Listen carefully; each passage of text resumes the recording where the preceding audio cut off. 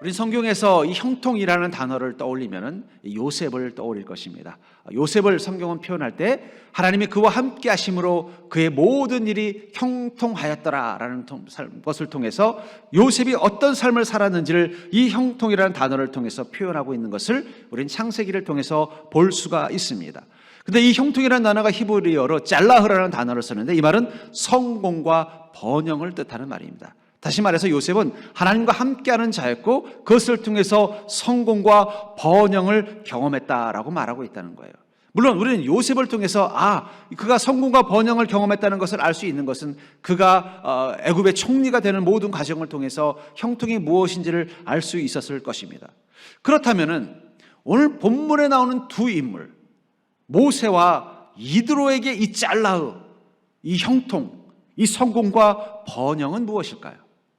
요셉의 성공과 번영이라고 하면 그가 어려움 속에 남의 집에서 종살이 하다가 거기서 하나님께서 높여주셔가지고 그곳에 제일 높은 총무가 되기도 했고 또 감옥에 가는 어려움을 겪었지만 그곳에서도 또 위기를 넘겨서 이제는 간수와 같은 역할을 할 뿐만 아니라 이제는 그곳에서 나와서 애굽의 총리가 되는 큰 복을 누렸으니까 우린 짤라흐라는 그 나라 속에서 대충 머릿속으로 어떤 것이 성공이고 번영인지를 그려볼 수 있을 것입니다.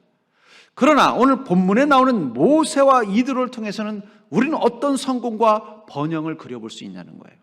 오늘 본문의 내용은 이런 것이죠. 모세가 이스라엘 민족을 애굽에서 구원하고 그를 광야에서 인도해내고 있습니다. 그 과정 가운데서 모세는 이 애굽에 있는 이 광야에 있는 이 이스라엘 민족들의 문제들을 하나씩 다 그 민원들을 해결해주고 판결을 해주면서 하루하루를 바쁘게 지내고 있었다는 거예요. 근데 이 모세가 다스리는 이스라엘 민족이 장정만 60만 명, 그렇다면 아이와 여성까지 다 합친다면 최대 200만 명이나 되는 그 많은 사람들을 어떻게 다 일일이 그들의 삶의 문제들을 해결해 줄 수 있었겠습니까? 그러니 삶이 너무너무 힘들고 또 원망이 나오는 거예요. 그걸 보다 못한 그의 장인 이드로가 와서 이 문제를 해결할 수 있는 지혜를 줍니다. 그것은 네가 혼자서 감당하지 말고 함께 일할 수 있는 천부장, 백부장, 50부장, 10부장을 세워서 그들에게 작은 일을 맡기고 너는 큰 일을 맡기면은 모든 백성들이 다 자기 인생의 문제들을 다 해결받는 기쁨을 누리게 될 것이다라는 이 이야기를 하는 이 장면 속에 나오는 이 모세와 이드로, 그들에게 이 형통, 이 성공과 번영은 무엇이냐는 거예요. 저는 이 모세를 볼 때마다 그는 과연 형통한 인생이었을까요? 정말 형통한 인생이었다면 그가 살아온 그 배경 속에서 보면은 그의 생애 3분의 1을 다 어디서 보냈어요? 광야에서 보냈어요. 그것도 거의 생애 중후반기. 심지어는 죽음마저도 광야에서 맞이했습니다. 심지어는 그의 시체마저도 찾을 수 없어서 그의 무덤도 없어요. 하나님이 정말 우리가 요셉의 형통을 생각해서 모세를 떠올린다면 적어도 하나님이 그가 광야에서 고생한 시간을 보상받을 수 있도록 가나안 땅에 들어가게 해주셨을 것이고 그 가나안 땅에서도 가장 좋은 예루살렘 성이나 그런 곳에서 노후를 편안하게 살다가 하나님의 부르심에 가고 그를 위해서 큰 어떤 무덤이 만들어지고 기념비가 만들어진다면 형통이라고 이해할 수 있지만 모세는 그렇지 않았다는 거예요. 그의 인생의 중반기와 후반기를 광야에서 다 사용하고 심지어는 그 시체도 찾지 못해 묘자리도 못 만들었다는 거예요. 이드로는 어떻습니까? 그런 미디안의 평범한 농부입니다. 그리고 동시에 제사장이었어요. 아마도 그는 제사장이라도 어떤 탁월한 제사장이라기보다는 그냥 시골 마을, 시골 교회 목사님 정도 되는 거예요. 그것도 그 제사장을 도와줄 수 있는 여력이 없는 시골 마을이니까 본인이 농사를 지어서 생활하면서 또 그러면서도 또 주일날은 교회 와서 그 몇 분 안 되는 노인분들하고 함께 예배드리는 그런 아주 작은 시골교회 목회를 하는 목사님과 같은 역할을 했단 말입니다. 그렇다면 이 두 사람을 통해서 우리가 보는 그럼 형통은 뭐냐는 거예요. 그럼 요셉에게만 하나님이 형통을 주셨고 모세와 이들에게는 형통을 주시지 않은 것일까요? 저는 여기서 어쩌면 우리가 세상적 관점에서의 형통과 성경 속에서 말하는 형통에는 비슷한 면도 있지만 뭔가 차이점, 그 갭이 있지 않은가 하는 생각이 들어요. 어쩌면 우리 그리스도인이 이 세상 속에서 세상 사람들과 다른 인생을 살 수밖에 없는 가장 본질적인 이유는 바로 그리스도인이 생각하는 형통과 세상이 생각하는 형통, 그리스도인이 생각하는 짤라흐와 세상이 생각하는 짤라흐의 차이점이 있기 때문일 것입니다.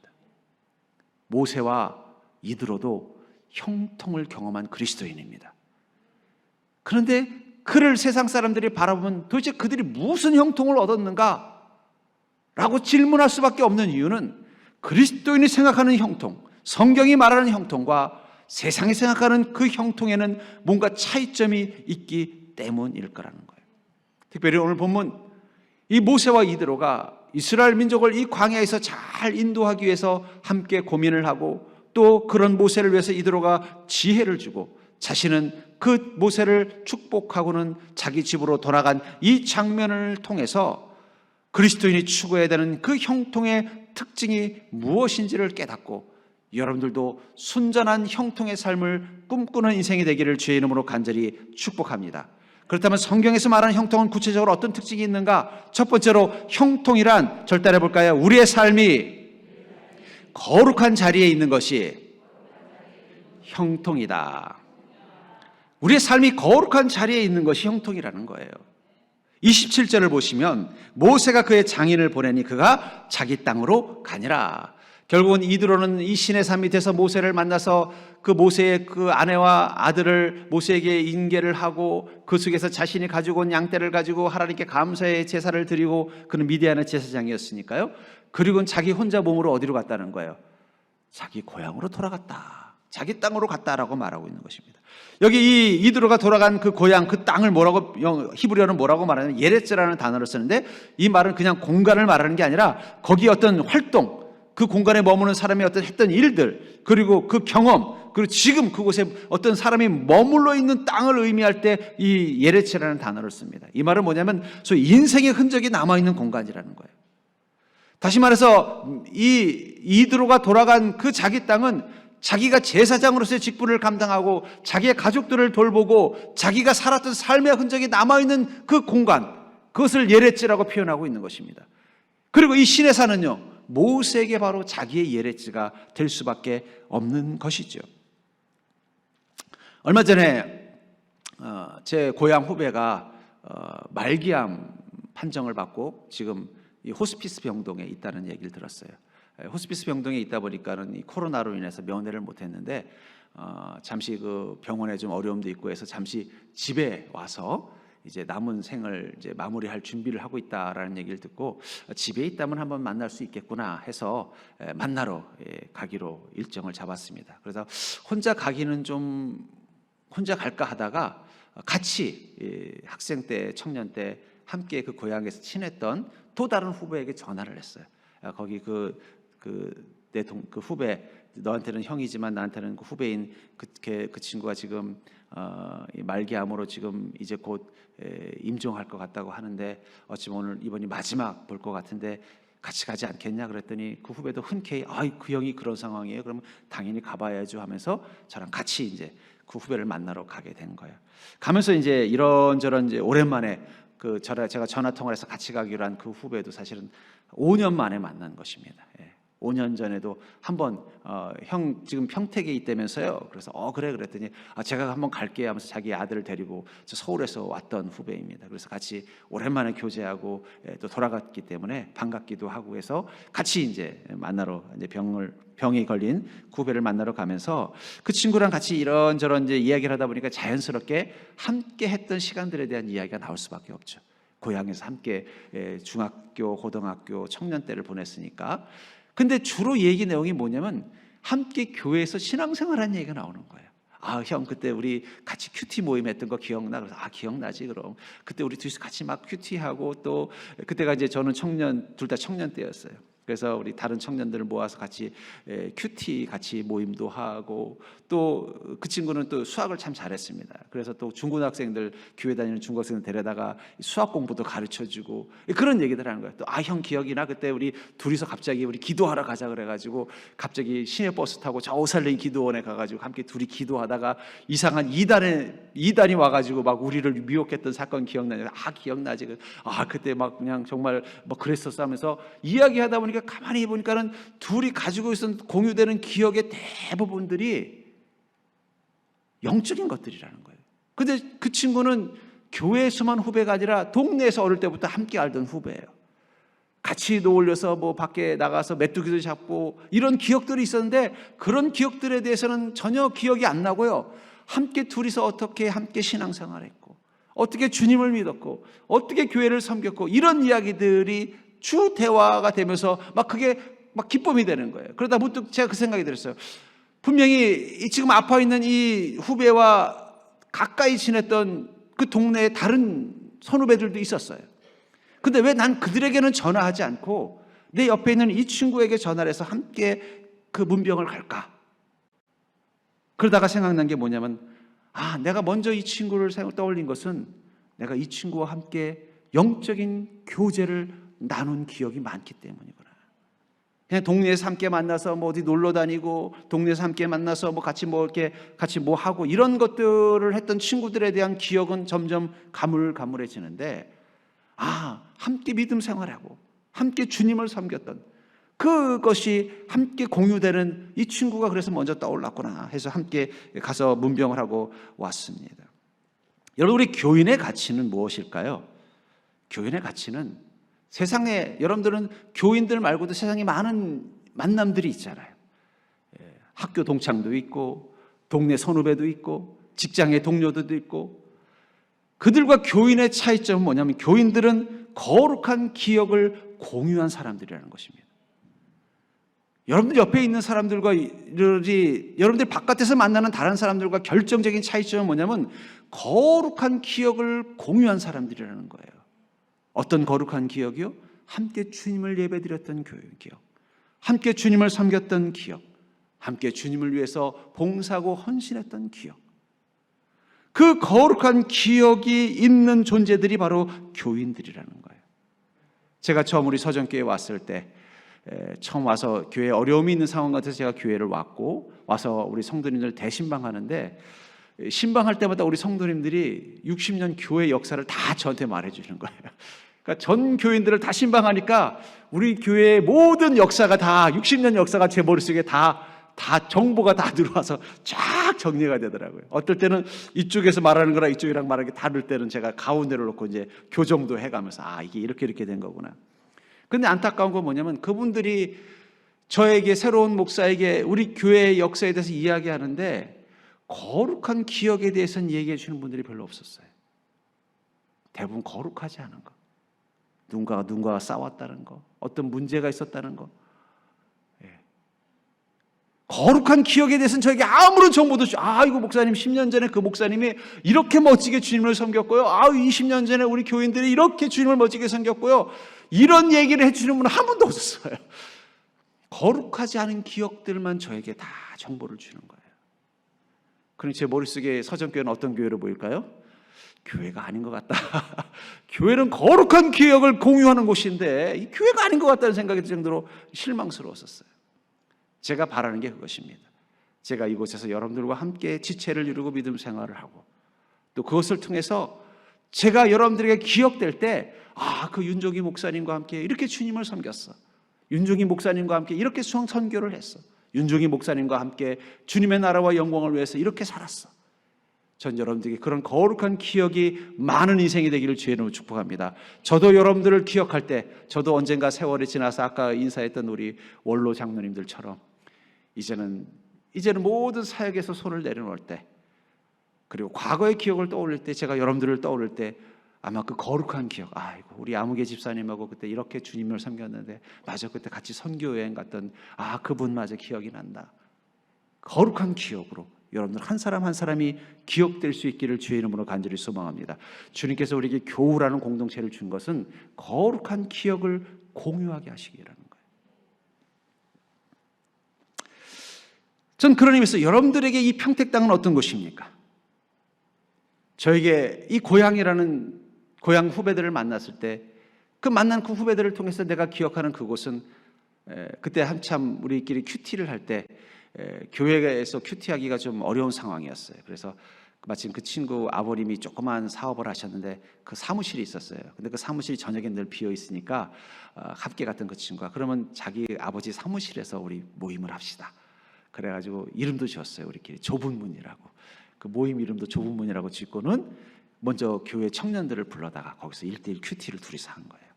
하고 또 학생들 데려다가 큐티하고 또 우리가 사제 털어가지고 또 점심 저녁도 사 먹이고 가면서 그래 거기가 완전히 아지트가 된 거예요. 근데 어떤 아지트예요? 영적인 아지트가 된 거예요. 그 당시 때 교회에서 모일 수 없는 상황이었는데 그러다 보니까는 그 친구 아버지가 하시는 그 사무실이 비어 있으니까 저녁에 거기서 모여가지고 함께 큐티 모임하고 또 그 후배들 데려다가 성경 영어도 가르치고 성경 공부도 하면서 함께 영적인 거룩한 삶을 했던 그 기억이 그 공간 가운데 있다는 거예요. 그런 것처럼 여러분들에게 이 평택당과 이 서정교회는 거룩한 기억들이 떠오르는 곳이 되어야 할 것입니다. 누가복음 19장 5절에 보면은 이 삭개오라는 한 사람이 예수님을 만났던 그 장면이 이렇게 나옵니다. 19장 5절에 보니까 예수께서 그곳에 이르사 쳐다보시고 이르되 삭개오야 속히 내려오라 내가 오늘 내 집에 유하여야 하겠다 하리라. 이 삭개오는 세상적인 관점에서 보면은 형통한 인생을 살았던 사람입니다.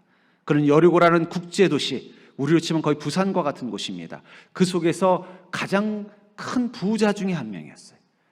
오죽하면 성경에서 그는 세리장이요 부자더라. 성경에서 부자라고 말할 때는 그건 웬만한 부자가 아닌 거예요. 그만큼 큰 부자예요. 어쩌면 그 성의 성주 다음으로 부자였을지도 모르겠습니다. 그런 그 부자가 자신은 이미 세상적인 관점에서의 성공과 변형을 경험하고 있지만 그것이 왠지 자기 마음 가운데 만족을 주지 못하고 있었던 거예요. 그러다가 예수님이 오셨다는 이야기를 듣고 그는 뽕나무 위, 원래 정확하게 표현하면 돌무화과 나무 위에 올라갔다가 그곳에서 예수님을 마주치게 된 거죠. 그리고 주님께서 그 삭개오를 보더니 뭐라고 말씀하시냐면 내가 오늘 너의 집에 유하여야겠다. 그 말을 듣고 삭개오는 너무 기뻐서 그 자리에서 내려왔습니다. 만약에 삭개오가 예수님을 정말 간절히 만나고 싶었다면요, 그는 이 여리고 성에서는 그래도 권력이 있는 사람이고 힘이 있는 사람입니다. 마음만 먹으면 어떻게 돼요? 예수님을 만날 수 있는 사람이었다는 거예요. 그런데 자기 스스로 예수님을 만날 용기도 자신도 없었기 때문에 몰래 숨어서 만났는데 주님께서 오늘 너의 집에 내가 유하겠다는 그 말을 듣고 삭개오는 기뻐하면서 예수님을 모셨다라고 말하고 있어요. 무엇이 가장 기뻤을까요? 그것은 자신의 집에 예수님을 모셨기 때문입니다. 어쩌면 삭개오의 집은 엄청난 부자였기 때문에 거기다 또 이 여리고성은 무역도시였습니다. 전 세계의 좋은 문물들이 다 그곳에 와서 그곳에서 무역을 통해서 성장한 도시이기 때문에 어쩌면 삭개오의 집은 저 애굽의 대리석으로 만들었고 또 삭개오의 집의 가구는 저 또 페르시아의 가장 좋은 나무로 만든 가구가 있는 으리으리하고 멋진 집이었을지도 몰라요. 그 집에 들어갈 때마다 자신은 성공한 인생이라는 걸 느꼈을 것입니다. 어려서 가난했기 때문에 이 가난으로부터 벗어나려면 자신이 가질 수 있는 부자가 될 수 있는 가장 좋은 직업이 무엇일까? 정상적으로 이 유대인들로부터 존경받을 수 있는 직업만 가지고는 부자가 될 수 없기 때문에 그가 택한 것은 세리라는 유대인들이 싫어하는 직업을 선택한 거예요. 그것을 통해서도 부자, 번영과 성공을 꿈꾸면서 그 일을 이루어낸 것입니다. 그러니 그의 집은 얼마나 크고 의리하고 멋진 것들로 가득했겠어요. 그런데도 그곳에 있으면 자신이 형통하다는 느낌을 받지 못했던 것입니다. 그런데 주님이 오신 거예요. 그 집에 오셔서 그 방에서 주무시고 그 식탁에서 식사를 하시고 그 거실에서 삭개오와 함께 이야기를 나눠줬어요. 그 순간 삭개오는 깨달았습니다. 나는 이제 형통한 자가 됐구나. 그게 너무 기뻤던 거예요. 여러분들, 우리 인생의 집, 어떤 사람은 정말 좋고 넓은 집, 이 삭개오처럼 풍요롭게 여유롭게 그런 마음으로 평택에 사는 사람도 있을 것이고요. 어떤 사람은 그렇게 넉넉하지 못한 공간에서 어렵게 살아가는 사람도 있을 것입니다. 그러나 그리스도인에게 형통이라는 것은 당신이 사는 집이 몇 평입니까? 당신이 가지고 있는 차가 무엇입니까? 당신의 통장 속에 얼마가 들어있느냐가 결정하는 게 아니라 그리스도인의 형통의 기준은 뭐냐면 그곳에 주님이 계셨냐는 거예요. 당신이 하는 일들 가운데 주님이 함께 유하셨습니까? 당신의 그 통장 잔고 속에는 주님의 은혜가 채워져 있습니까? 그게 형통의 기준이라는 거예요. 삭개오를 기쁘게 했던 것은 주님이 오셨다는 그 사실입니다. 자기 집에 오셨다는 그 사실이에요. 그 사실로 인해서 이제 자기의 집은 어떤 곳이 된 것입니까? 거룩한 곳이 된 거예요. 만약에 지금도 여리고성에 그 삭개오가 살던 집이 어딘지 정확하게 알려져 있고 그 집을 그대로 놔뒀다면요, 거기는 성지순례 코스가 됐을 거예요. 여기는 예수님께서 삭개오와 함께 식사하시고 이 방은 예수님께서 하룻밤 주무셨던 방입니다. 난리가 나겠지요. 그게 거룩한 것이라는 거예요. 여러분들, 주님은 오늘도 우리에게 이렇게 말씀하십니다. 내가 오늘 너의 집에 유하여 하겠다. 그게 바로 성령님과 함께 하는 거예요. 여러분들의 집에 성령님이 함께 계신다면 그것은 거룩한 곳입니다. 여러분들이 일하는 일터 가운데 성령님이 함께 계신다면 그것은 거룩한 곳입니다. 여러분들이 사는 이 평택에서의 삶 속에서 주님의 나라와 영광을 위해 살았던 기억들이 충만하다면 이곳은 거룩한 곳이에요. 그것이 바로 형통이라는 거예요. 그리스도인에게 이 자기의 땅, 이 이드로에게 자기의 땅은 어떤 곳이에요? 모세랑 함께 있는 것보다 거기가 더 좋아서가 아니에요. 그 속에서는 그가 주님의 나라와 영광을 위해서 해야 할 일들이 있는 것입니다. 자기 가족들을 이끌고 제사장으로서 그 가족들에게 복음을 전하고 그 이웃들을 주님 앞으로 인도하는 목회자로서의 역할을 감당할 수 있는 형통의 곳이었다는 거예요. 그는 그곳으로 돌아간 이유는 그곳이 바로 형통이라고 믿었기 때문입니다. 그렇다면 사랑하는 성도님들, 여러분들에게는 이 평택에서의 삶에 거룩한 기억들이 많이 있습니까? 주님과 함께 했던 기억들, 주님의 나라를 위해서 수고하고 애썼던 기억들, 주님 주시는 명령과 사명을 따라 살았던 기억들이 많다면 이 평택은 여러분들에게 거룩한 땅이 되는 거예요. 그러나 그 기억이 없다면 이곳은 거룩한 땅이 아닌 것입니다. 그리고 그리스도인의 형통은 바로 거룩한 땅, 거룩한 자리에 있는 것입니다. 전 여러분들이 여러분들의 가정과 여러분들이 머무는 이 땅을 거룩한 곳으로 만드는 자가 되기를 주의 이름으로 축복합니다. 어떻게 하는 게 만드는 거라고요? 주님과 함께한 추억들을 많이 만드는 거예요. 기억들을 많이 만드는 게 거룩한 곳으로 만드는 거예요. 맞아, 그때 나 어려움이 있을 때 여기서 기도했더니 하나님 응답하셨지. 맞아, 이 카페 이 자리, 맞아, 거기서 내가 A라는 집사님을 우연히 만나서 그분에게 복음을 전해서 그분이 예수님 만났지. 맞아, 이 전철 내가 기억나. 내가 어디 인생에 방향하고 있을 때 이 전철 안에서 교회 십자가를 보고 내가 그곳에 가서 주님 만났지. 그게 바로 거룩한 땅이 된다는 거예요. 두 번째로, 그리스도인이 추구하는 형통의 특징은 무엇입니까? 그리스도인에게 형통이라는 것은 타인의 인생에 도움이 되는 능력자가 되는 것입니다. 절대로 볼까요? 그리스도인에게 형통이란 타인의 인생에 도움이 되는 능력자가 되는 것이다. 본문 21절과 22절에 보면은 너는 또 온 백성 가운데 능력 있는 사람들 곧 하나님을 두려워하며 진실하며 불의한 이익을 미워하는 자를 살펴 백성 위에 세워 천부장과 백부장과 50부장과 10부장을 삼아 그들이 때를 따라 백성을 재판하게 하라. 큰 일은 모두 내게 가져갈 것이요 작은 일은 모두 그들이 스스로 재판할 것이니 그리하면 그들이 너와 함께 담당할 것인즉 일이 내게 쉬우리라. 여기 보면은 이드로는 모세에게 이 많은 이 이스라엘 민족들의 민원들을 해결할 수 있는 방법으로 어떤 것을 가르쳐주고 있어요? 100부장, 1000부장, 50부장, 10부장을 세우라고 말하고 있습니다. 그런데 그들을 세우는 조건이 뭐냐면 능력 있는 사람들이라는 거예요. 그런데 어떤 능력을 가진 자라고 말하고 있어요? 그 밑에 능력 있는 사람들을 세우는데 어떤 사람이요? 하나님을 두려워할 줄 아는 능력을 가진 사람, 돈이라는 능력을 가진 사람, 권력이라는 능력을 가진 사람이 아니라 하나님을 두려워할 줄 아는 능력 있는 사람들, 어떤 순간에도 진실할 수 있는 능력을 가진 사람들, 자신의 불의한 이익을 미워할 줄 아는 능력을 가진 사람들, 그리고 백성들을 살필 수 있는 마음을 가진 능력을 가진 사람을 능력 있는 사람이라고 말하고 있다는 거예요. 그들을 세우라고 말하고 있다는 것입니다. 여러분들, 그리스도인에게 능력자라는 것은 바로 그런 능력을 가진 사람이에요. 누가 19장 8절부터 9절 이 삭개오를 다시 보면은 삭개오가 예수님을 자기 집으로 모신 다음에 갑자기 식사 과정 가운데서 벌떡 일어나더니 이렇게 말하는 거예요. 삭개오가 서서 주께 여짜되 주여 보시옵소서 내 소유의 절반을 가난한 자들에게 주게 사오며 만일 누구의 것을 속여 빼앗은 일이 있으면 내 갑절이나 갚겠나이다. 삭개오가 갑자기 벌떡 일어나더니 주님 보십시오. 내가 가지고 있는 재산의 절반을 가난한 자들에게 줄 뿐만 아니라 혹시 내가 누군가에게서 빼앗아서 그 사람에게 피해를 준 사람이 있으면 4배로 배상을 하겠습니다라고 선언하고 있다는 거예요. 왜 그랬을까요? 예수님이 그렇게 하라고 시킨 것도 아닌데. 저는 그 단서를 알 수 있는 것은 바로 이 달란트의 비유에서 단서를 알 수 있다고 생각해요. 여러분들 달란트의 비유를 잘 알고 있죠? 어떤 주인이 멀리 여행을 가게 되었습니다. 아마 다른 성경에서는 왕이 되기 위해서 떠났다고 말한 거 보면 그 주인은 그냥 보통 주인이 아니라 그 지역의 영주급 되는 아주 권력을 가지고 있고 부를 가진 사람일 것 같아요. 그 주인이 종 3명을 부릅니다. 그리고 그들에게 5달란트, 2달란트, 1달란트를 맡기고 여행을 떠나요. 그리고 돌아왔어요.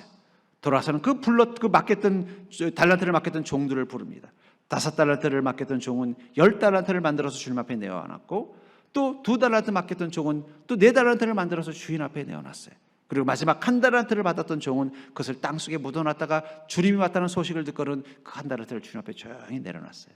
근데 주인이 5달란트를 10달란트로 만들었던 그 5달란트 받은 종을 보면서 이렇게 말합니다. 이르되 잘하였도다 착하고 충성된 종아, 내가 적은 일에 충성하였음에 내가 많은 것을 내게 맡기리니 내 주인의 즐거움에 참여할지어다. 그 5달란트를 10달란트로 만든 종을 칭찬하면서 뭐라고 말하냐면 주인의 즐거움에 참여하라고 말하고 있다는 거예요. 이걸 현대인의 성경에서는 주인의 기쁨에 참여하라라고 말하고 있다는 것입니다. 그렇다면 주인의 즐거움이 뭘까요? 하나님의 즐거움은 뭘까요? 우리에게 달란트라는 능력과 은사를 맡기신 하나님이 말씀하시는 그 주님의 즐거움은 무엇일까요? 주님은 무엇을 기뻐할까요? 그 답을 안 게 바로 삭개오인 거예요. 예수님을 자기 집으로 모셔서 자기 인생을 거룩한 자리로 만들었던 삭개오는 그 속에서 고민하기 시작합니다. 나를 위해 일부러 이 죄인인 내 인생을 위해 오신 그 주님 앞에서 내가 어떻게 하면 주님 앞에 기쁨이 되는 인생이 될 수 있을까? 그리고 벌떡 일어나서 뭐라고 말하는 거예요? 주님, 제 소유의 절반을 가난한 자들에게 나누어 주겠사오며 만일 누구의 것을 속여 빼앗은 일이 있으면 내 갑절이나 갚겠나이다. 삭개오는 능력자예요. 여리고성에서 최고의 부자 중에 하나였습니다. 삭개오는 세리장이에요. 세리장은요 권력을 가진 사람이에요. 지금으로 치면은 검찰 이 수사권도 있어요. 세금을 떼먹은 사람은 구속도 할 수 있는 권력을 가진 권력자라는 거예요. 그런 능력을 가진 그가 뭐라고 말하는 거예요? 내가 주님의 기쁨에 동참하기 위해서 저는 이런 일을 하겠습니다 하면서 2가지를 말하고 있다는 거예요. 하나는 가난한 이웃을 위해서 나의 능력을 사용하겠다는 거예요. 또 하나는요, 혹시 누군가의 것을 빼앗아서 그 사람에게 고통을 주는 죄를 저질렀다면 거기에 대한 속죄의 죄값을 지불하겠다는 거예요. 다시 말해서 삭개오는 주님이 무엇을 기뻐하는지 알고 있었던 거예요. 자신이 가지고 있는 능력을 자신을 위해서만 쓰는 자가 아니라 다른 일을 위해서 쓰는 자가 되겠다라고 선언을 하고 있는 것입니다. 2번째는요, 내가 비록 주님의 은혜 가운데 구원받았지만 내게 있었던 과거의 죄 그리고 앞으로도 지을 죄에 대해서 그 사실을 깨달으면 바로 그것을 고백하고 인정하고 그 죄값을 3배, 4배나 지불하는 인생을 살겠다라고 말하고 있다는 거예요. 그게 그리스도인입니다. 우리 그리스도인은요, 주님이 우리에게 주신 인생의 달란트를 주님의 기쁨을 위해서 써야 되는 자예요. 그리고 그 첫 번째는 무엇입니까? 나를 위해서만 내 능력을 쓰는 자가 아니라 다른 이들, 특별히 인생에 도움이 필요한 이들을 위해서 내 능력을 쓰는 자가 되는 게 바로 그리스도인의 형통입니다. 또 하나는 주님의 기쁨이 되기 위해서 어떤 것을 하는 자라는 거예요. 자신의 죄에 대해서 고백하고 자신이 지은 죄에 대해서 그 값을 지불하는 마음으로 살겠다고 하는 게 바로 능력자라는 거예요. 아까도 말한 것처럼 이 모세에게 능력 있는 사람을 세우는 조건을 뭐라고 말하고 있어요? 하나님을 두려워하는 능력을 가진 사람, 어떤 순간에도 진실할 수 있는 능력을 가진 사람, 자신을 위하여 불의한 이익을 탐하지 않을 수 있는 능력을 가진 사람, 무엇보다 백성들을 살필 수 있는 능력을 가진 사람을 능력자라고 말하고 있다는 거예요. 그게 형통이라는 거예요. 성경적인 형통. 어쩌면 이 삭개오가 고백했을 때 주님, 내가 가진 재산의 절반을 가난한 자들에게 나눠주고 그리고 누구의 것을 속여 빼앗는 죄를 지었다면 그 죄값을 네 갑절이나 배상하겠습니다라고 말했을 때 이것은 과거형이 아닐 거예요. 지금까지 했던 것들에 대해서 그렇게 하겠다로 끝난 게 아니라 현재와 미래형도 있을 것입니다. 무슨 얘기예요? 앞으로도 제가 벌어들인 수익의 절반은 나를 위해서가 아니라 다른 사람들을 돕는 데 쓰는 능력자가 되겠습니다. 앞으로도 제가 사는 삶 속에서 혹시라도 내가 일부러든 실수로든 누군가에게 죄를 지은 일이 있으면 그 죄값을 4배나 갚는 인생을 살겠습니다.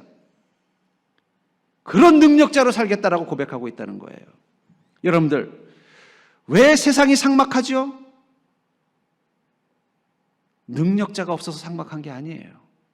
능력이 있는 사람들이 부족해서 세상이 힘든 게 아니에요. 타인에게 인색한 능력자들만 있기 때문에 세상이 삭막한 거예요. 가끔 이 나라를 이끄는 지도자로 이 장관들을 뽑을 때 청문회를 보면은요, 한 사람 한 사람들 다 능력자예요.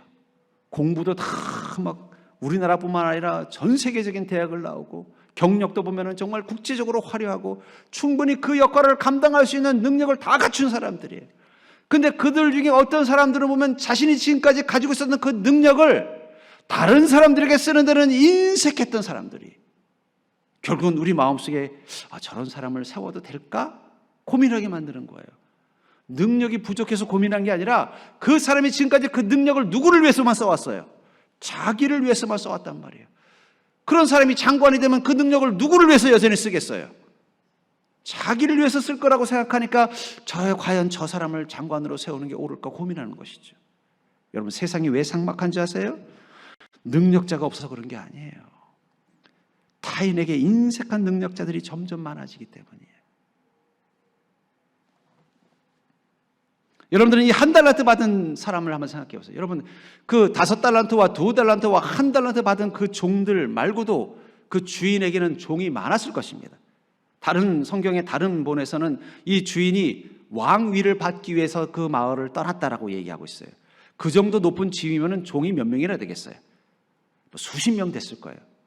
그 중에 3명을 주인이 선택한 것입니다. 그러니까 종이 3명이라 어쩔 수 없이 요 1달란트 요 녀석은 내가 보면 별로 신뢰도 안 가고 마음에도 안 드는데 어쨌든 내가 종이 3밖에 없으니까 그 녀석 불러서 이 1달란트라도 맡겨보겠다 이런 마음으로 부른 게 아니라는 거예요. 내게 있는 그 많은 종 중에서 나의 기쁨을 알고 내 기쁨에 동참할 수 있는 자격을 갖춘 자가 누굴까 고민하면서 그 중에 3명을 뽑았고 그 셋 중에 1명이 바로 이 1달란트 받은 종이었다는 거예요. 근데 5달란트와 2달란트 받은 종은 주인의 기쁨에 동참하는 것이 무엇인지를 알았고 그것을 위해서 자기에게 주어진 그 달란트라는 능력을 주인의 기쁨을 위해서 쓸 준비를 하고 살았기 때문에 주님은 그들을 보고 기뻐했던 것입니다. 그러나 1달란트 받은 종은요, 인색한 능력자였다는 거예요. 아마 그는 이렇게 말했을 것 같아요. 아이고, 내가 뭐 5달란트 받은 것도 아니고 2달란트 받은 것도 아니고 1달란트 받았는데 그걸 가지고 뭐 누구 다른 사람 신경 쓸 힘이 어디 있어? 나 그럴 힘 없어. 중요한 건 주인이 이 3명을 선택할 때 종은 그 3명만 있었던 게 아니라는 거예요. 그 수십 명 중에 1달란트 받은 종을 택한 이유는 너는 충분히 주인의 기쁨에 참여할 수 있는 능력을 가진 자이기 때문에 택한 것입니다. 그러나 그는 능력은 있었지만 그 능력을 주인의 기쁨에 동참하는 데 쓰고자 하는 마음이 없었다는 거예요. 인색한 능력자. 세상을 힘든 곳으로 만드는 것은 인색한 능력자들입니다. 그리고 인색한 능력자들의 공통된 말이 뭔지 아세요? 저는 1달란트 받은 종입니다. 저는 그걸 할 능력이 없어요. 저는 그냥 내 인생, 내 가족, 내 삶을 만족하는 것만으로 충분합니다. 제가 어저께 퇴근하고 집에 갔더니 그 TV를 그냥 좀 마음에 좀 쉬려고 저녁을 먹고 TV를 들었더니 EBS에 무슨 그 귀농에서 사는 사람들을 이런 게 나오더라고요. 저는 그런 걸 좋아해서 저분은 귀농에서 사는구나. 이때 보니까는 두 분이 나이 드신 두 부부가 이 귀농에서 사는데 보니까 와, 그냥 그 정원이 그냥 얼마나 큰 무슨 식물원 같아요. 거기를 막 잔디로 예쁘게 꾸며놓고 돌로도 예쁘게 꾸며놓고 집도 정말 예쁘게 잘 해놓고 이제 그 집 자랑을 하는 거예요. 그러더니 갑자기 막 판에다가 이름을 쓰더니 나무 밑에 가더니 그걸 딱 붙여놓으면서 이건 우리 손자 나무라고. 근데 제가 가만히 봤어요. 저분은 저 정도 풍요롭게 사는 걸 보면 지금까지 능력자로 살아오신 분 같아요. 진짜 시골에서 어렵게 살지만 내 꿈이 전원에 사는 게 꿈이었으면 저렇게 집을 못 짓겠더라고요. 땅도 저렇게 멋지게 꾸밀 수가 없어요. 이 조경비가 얼마나 많이 드는데. 근데 저분은 저 능력을 지금까지 어디다 썼을까?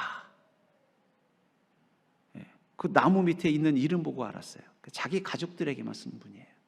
저거에서 절반만 떼서 삭개오처럼 내 가족이 아닌 다른 사람들을 위해서 쓰고, 지금보다 좀 작은 전원주택에 살아도 남들이 보기에는 야, 대단한 노후를 보내고 계시네, 이런 소리 들을 것 같은데, 본인의 그 노후의 집은 식물원처럼 으리으리하게 지어놓고 그 나무에다가는 자기 손자들 이름 넣으면서 행복해하는 그 모습을 보면서 적어도 그는 자기의 기쁨에는 충실하지만 주님의 기쁨에는 동참할 수 없는 자이겠구나, 그런 안타까운 마음이 들었어요. 그 TV에 나오는 그 사람들만 그럴까요? 우리도 자꾸 뭐라고 말해요. 아유 주님, 저한테는 한 달란트 주어놓고는 저는 이거 가지고 우리 가족들끼리 잘 사는 것도 버거워요. 나는 능력자가 아닙니다. 근데 중요한 건 나는 주님께서 이 한 달란트를 주신 이유가 내가 충분히 주님의 기쁨에 동참할 수 있는 능력자라고 믿으셨기 때문에 주셨다는 것을 깨닫고, 그것을 나를 위해서만이 아니라 삭개오처럼 다른 사람들을 위해서, 또 내 생각과 뜻을 위해서가 아니라 삭개오처럼 주님이신 그 말씀 앞에 선함을 지키면서 나가서 살기 위해서 사용했다면, 주님은 그 다음에 몇 달란트를 맡기셨을까요? 2달란트를 맡겼을 거예요. 또 2달란트를 가지고 똑같이 삭개와 같은 능력자로 살았다면 그 다음에 주인은 4달란트를 맡겼을 것입니다. 그 4달란트를 가지고 똑같이 삭개오처럼 살았다면요, 그 다음에 주님이 8달란트를 맡겼을 거예요. 문제는 그의 형통이 끝나고 이렇게 말하고 있죠. 이 한 달란트 받은 종을, 이 무익한 종을 바깥 어두운 데로 내쫓으라. 거기서 슬피 울며 이를 갈미 있으리라. 그렇다고 뭐 주인이 맡긴 달란트를 잃어버린 것도 아니고 뭐 도박해서 탕진한 것도 아닌데 왜 주님은 이렇게 화를 냈을까요? 그는 주인의 기쁨이 무엇인지 관심도 없었고 생각도 없었다는 것입니다. 그러므로 사랑하는 성도님들, 여러분들은 어쩌면 5달란트나 2달란트 받은 종이 아니라 1달란트 받은 종일 수 있습니다. 객관적으로 내게 있는 이 능력, 주님 저한테는 너무 조금 주셨네요. 누구한테는 저렇게 은혜도 주시고 재능도 주시고 기회도 주시고 저한테는 겨우 이거 주셨네요. 중요한 건 아까도 말한 것처럼 이 3명의 종은 그 많은 종 중에 주님께서 택한 자들인 것처럼 내게 이 1달란트의 시간과 기회를 주셨다는 것은 주님이 내게 그 능력이 있다고 믿기 때문에 기회를 주신 것입니다. 그 기회 앞에서 우리는 어떻게 반응해야 될까요? 주님, 제가 있는 이 1달란트를 가지고 어떻게 해야 주인의 기쁨에 동참할 수 있겠습니까? 이 고민으로부터 형통이 시작이 되는 거예요. 그리스도인의 형통은 그 고민으로부터 시작이 되는 것입니다.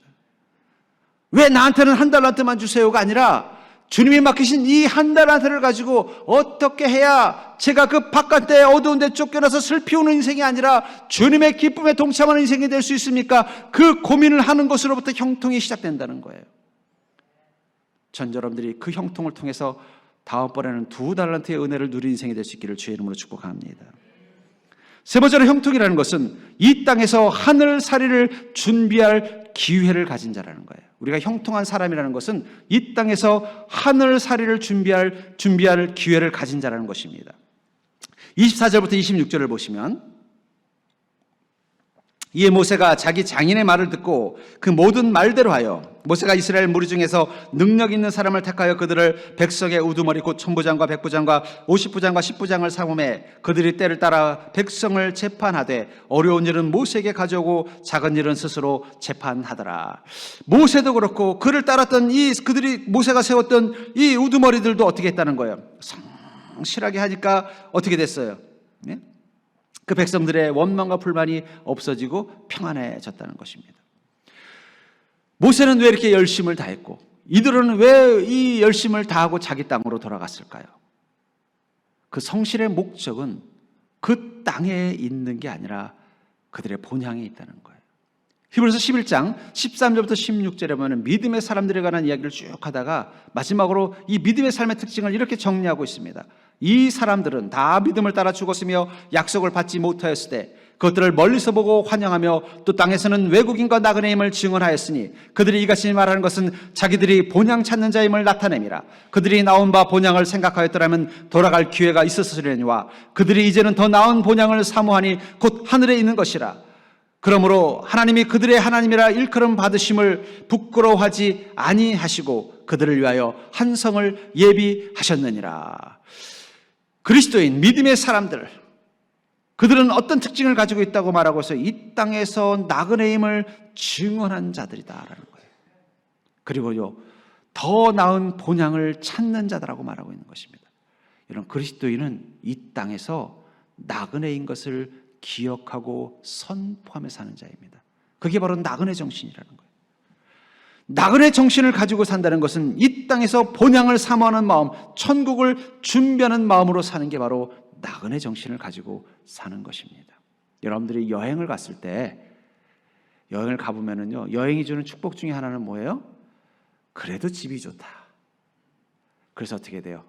여행이 가장 기쁠 때는 현관문을 열고 들어올 때예요. 그래서 여행 끝나고 집에 와서 현관문 열고 딱 들어오면 아이고 집이 좋네. 뭐하러 내가 거기를 갔나. 그리고 또 여행 가는 거 보면 신기하죠. 근데 만약에 집보다 여행지가 더 좋다고 생각하는 사람은 어떻게 됐을까요? 집으로 돌아올까요? 안 돌아올까요? 안 돌아옵니다. 가끔 보면은 저 히말라야에 사는 백인들에 관한 그런 걸 본 적이 있어요. 한 청년 때 한 유럽에 있던 백인이 우연히 히말라야 산에 왔다가 그곳이 자기 고향보다 더 좋다고 생각한 거예요. 그래서 거기 머물러서 일자리를 구하고 거기 또 이 히말라야 여인을 만나서 결혼하고 결혼해서 아이를 낳고 그냥 거기 사는 거예요. 왜 그렇습니까? 그 사람은 집보다 거기가 더 좋기 때문이죠. 나그네 정신이라는 것은 바로 우리가 이곳에 있으면서 어떻게 돼요? 그래도 천국이 더 좋아. 그 소망을 갖는 거예요. 그러니까 천국에 누가 갈까요? 이 땅에 살면서 그래도 천국이 더 좋아라고 말하는 사람은 천국에 갈 거예요. 근데 아유 그래도 이 땅이 좋지라고 말하는 사람은 천국에 못 가는 게 아니라 안 갈 거예요. 이 땅이 좋은데. 옆 사람 보고 인사해볼까? 당신은 천국이 더 좋습니까? 이 땅이 더 좋습니까? 그러니까 천국에는요, 아이고 제가 이 땅에서 어떤 삶을 살든 그래도 천국이 더 좋아요라고 고백하는 천국의 소망 가진 사람들이 천국 가는 거예요. 아이고 뭐 천국은 이 땅이 더 좋지. 뭐 저기 뒤연밭을 굴러도 이 땅이 더 좋다는데 하는 사람은 천국 못 가요. 왜냐하면 자기가 스스로 결정한 거예요. 마치 히말라야가 더 좋기 때문에 고향 안 돌아간 그 청년처럼. 그렇기 때문에 모든 그리스도인은요, 이 땅에서 나그네 정신을 가지고 살 수밖에 없습니다. 나그네 정신을 가진 사람은요, 늘 마음속에 천국을 생각하고요, 천국을 생각하면서 지금 살 때 무엇을 준비해요? 천국 살이를 준비하는 게 나그네 정신이라는 거예요. 이 땅에 살지만 천국 살이를 준비하는 거예요. 여러분들 여행지 가서 이것저것 주섬주섬 물건 살 때 그거 왜 사요? 그 여행할 때 쓰려고 사는 물건도 있지만 대부분 뭐예요? 아 이거 집에 가져가서 써야지. 그렇죠? 아 이거 이 그릇 좋다야. 이거 집에 가져가서 이제 된장찌개 끓여 먹어야지. 아 이거 필요했는데 나도 구두주걱이 없는데 이거 사가지고 가서 구두주걱 써야지. 어디서 쓰려고 사는 거예요? 집에 가서 쓰려고. 나그네 정신을 가진 사람은 이 땅에 살지만 천국을 소망하면서 천국 살이를 준비하는 게 바로 나그네 정신을 가지고 사는 거예요. 요즘 화두는 노후 준비죠. 대부분 다 노후에 어떻게 살 것인가. 그래서 노후 준비를 위해서 어떻게 합니까? 어떤 분들은 열심히 투자도 하고 또 집도 좀 장만하고 적금도 들고 많이 해요.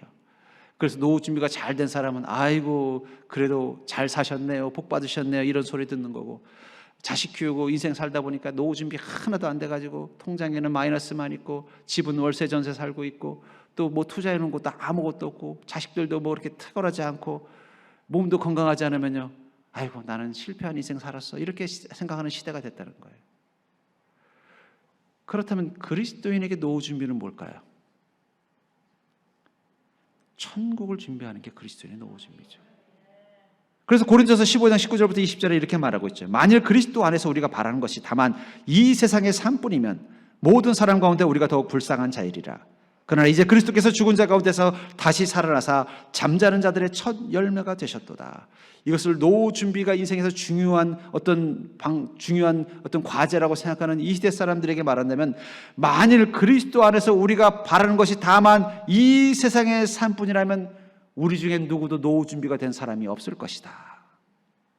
그러나 이제 그리스도께서 죽은 자 가운데서 다시 살아나사 잠자는 자들의 첫 열매가 되셔서 우리를 위하여 저 천국의 처소를 예비하였기에 우리도 이 땅 가운데 주님과 함께 노후를 준비하는 인생이 된 것이다. 저는 그렇게 한번 해석을 해보고 싶어요. 여러분, 우리가 이 땅에 우리가 살고 있지만 노후라는 게 뭐예요? 오늘 내가 가지고 있는 시간과 기회를 미래를 위해서 투자하고 희생하는 게 노후 준비예요. 그렇죠?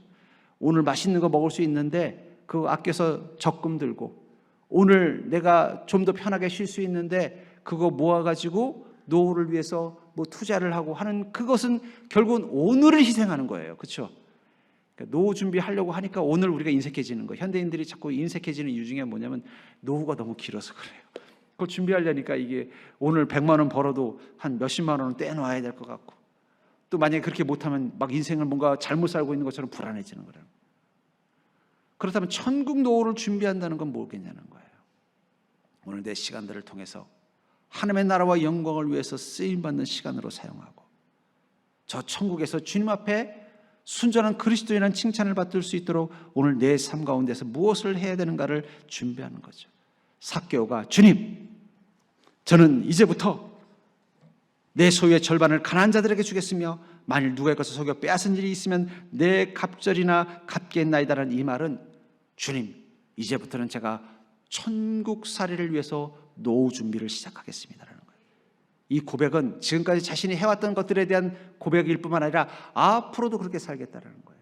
그게 바로 천국살이를 준비하는 것이라고 고백하고 있다는 거예요. 그 고백 앞에서 주님은 기뻐하면서 이렇게 말했죠. 오늘 구원이 이 집에 이르렀도다. 여러분들, 우리는 이 땅에 살지만 천국살이를 준비하는 사람입니다. 이 땅에 살면서 우리가 5달란트의 능력을 가지고 살 수도 있고 1달란트의 능력밖에 갖지 못하고 살 수도 있다는 거예요. 이 땅에서 살면서 우리는 삭개오처럼 부유하게 살 수도 있지만 거지 나사로처럼 초라하게 살 수도 있다는 거예요. 그러나 삭개오로 살든 거지 나사로 살든 그들의 공통점은 천국살이를 이 땅에서 준비했다는 거예요. 그래서 거지 나사로도 아브라함의 품에서 안식을 누리는 노후를 보냈고, 삭개오도 어떻게 해요? 저 천국에 가서 안식을 누리는 노후를 준비할 수 있었던 것이라는 것입니다.